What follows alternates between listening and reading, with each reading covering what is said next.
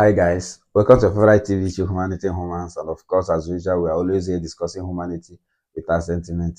So today, before we discuss anything, just let me have your question.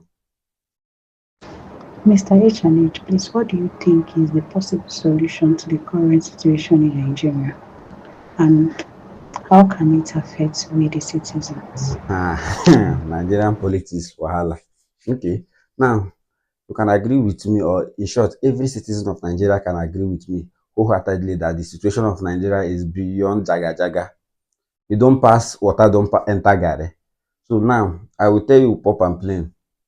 Three things that we think can work, which I know obviously clear cannot. Before I will not tell you what I think possibly can work. Number one is free and fair election. It's not possible. In the current political situation of Nigeria today, the way things are organized, it is already organized in a criminal way, in such a way that the politics, the environment protect the rich and offend the poor. So everybody is out to get rich, irrespective of what matters. So first of all, free and fair election becomes an impossible assumption for any Nigerian to think at this moment in time.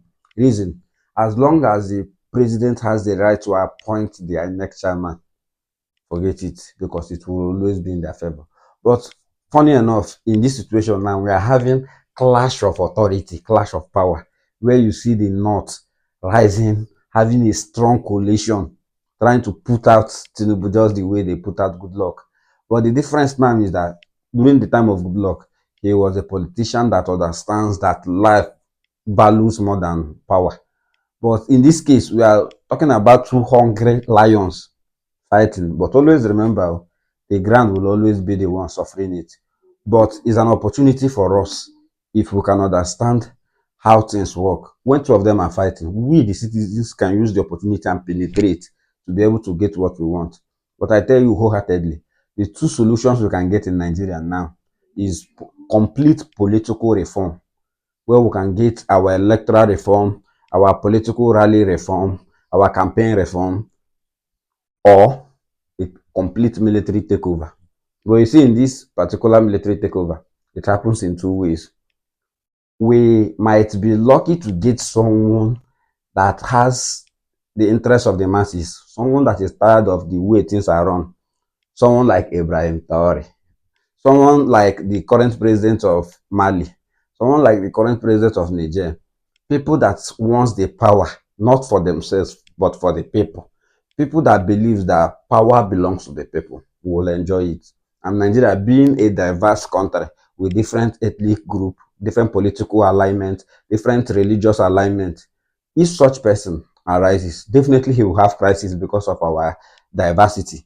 But bet me, at the end, he will thrive. But if peradventure we end up having someone that is self-centered, hmm, the story, what we're passing through will be eyes of the teeth, but I'll be how did they talk am. The issue there is that such person will have uncontrollable power that even in crime he will supersede. So it's a two-way thing. We should be watchful. Many people will say, let military take over. I am not against it, but when making such prayer, be mindful. Give a complete prayer.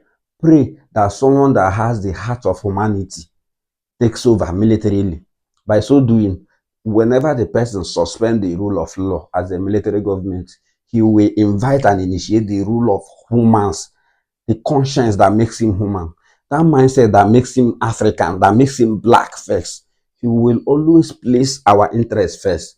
But a situation where someone that is heartless, someone that is selfish, someone that is self-centered completely removes the rule of law. Imagine somebody like Tinubu in a military government. Hmm. You can wake up and decide that we don't even have the freedom of speech again. And again, we should always bear in mind that scents are not always on white. Nobody is free from stain. The Messiah must not come as a free, fair, and immaculate someone. No, we really need to understand that inside the darkest pot is where we cook white rice, meaning that it must not be an innocent person. If for you to fight demon, you need a greater demon. Let's forget sentiment. let's forget politics, and most importantly, let's try to abstain from religion while making choices for our future. Because in one way or the other, it will fall back on us.